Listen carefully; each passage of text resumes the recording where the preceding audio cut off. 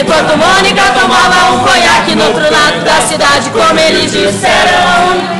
Eduardo e Mônica se encontraram sem querer, conversaram muito tempo para tentar se conhecer. Carinha no focinho, Eduardo que diz: eu não quero saber. Oh, vocês estão na frente, divertir. Festa estranha, com gente esquisita, eu não tô legal. Eu não aguento mais vídeos. Aí a Mônica riu, quis saber um pouco mais sobre o vozinho. Mais legal do que o som, né? Gabi, eu te amo, meu amor. Sabe que tá fazendo coisa, eu vou me ferrar. Eduardo e Mônica depois telefonaram e decidiram se encontrar. O Eduardo sugeriu na lanchonete, mas a Mônica queria ver o filme do Godard. Se encontraram em novo quarto da cidade, a Mônica de moto, o Eduardo de camelo. O Eduardo achou estranho, mas melhor não comentar, mas a menina tinha tinta no cabelo. Eduardo e Mônica era nada parecido, ela era de Leão e ele tinha 16. Ela fazia medicina e falava alemão, e ele ainda nas aulinhas de inglês. Ela gostava do Bandeira e do Paulo aos Camões, os amantes de Caetano e de Robô. E o Eduardo gostava de novela e jogava futebol de botão. Ela falava sobre o Planalto Central, a letra desse tamanho.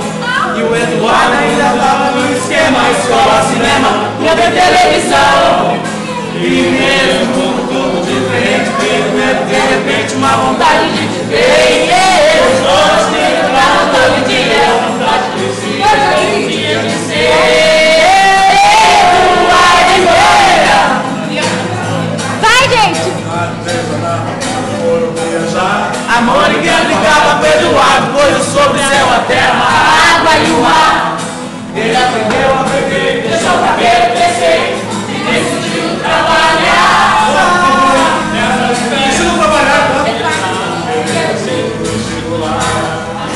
E os dois comemoraram juntos e também cantaram juntos muitas vezes depois. E todo mundo diz que ele completa ela e vice-versa, que nem feijão com arroz.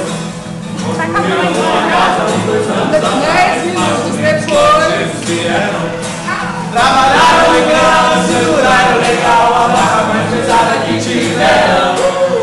Eduardo e Mônica da saudade do verão. Mas essas nossas férias vão viajar, porque o filho de Eduardo tá de recuperação. Chico Papo de recuperação. Não tá não. Um dia irá dizer que não existe razão nas coisas feitas pelo coração. E quem irá dizer que não existe razão?